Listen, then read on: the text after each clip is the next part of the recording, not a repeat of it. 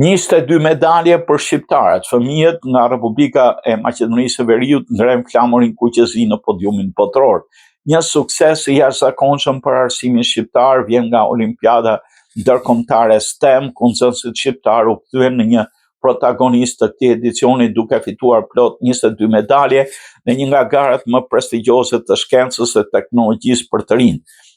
Në finalen e zhvilluar në Rom, ku morën pjesë rreth 1000 nxënës nga 55 vende të botës, flamuri kuqezi u ngrit vazhdimisht në podium falë rezultateve të shkëlqyera të fëmijëve shqiptar si nga Shqipëria ashtu edhe nga Maqedonia. Mes fituesve sfikati nxënësi ekselent nga Peqini, Loris Qose, por suksesi nuk ju ndal me kaq. Në podium u ngjitën edhe shumë nxënës të tjerë shqiptar, ndërsa një nga momentet më emocionale ishte triumfi i nxënësve shqiptar në Maqedonia e Veriut, të cilët dominuan disiplinën kodin, duke fituar pothuajse gjitha medaljet e arta në kategoritë e tyre.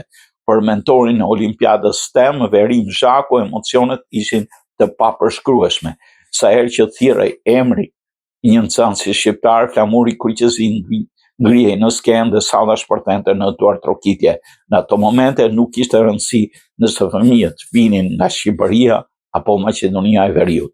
Ishte një ndjenjë uniteti dhe krenarie për gjithë shqiptarët që ndodheshin aty, shprehet ai.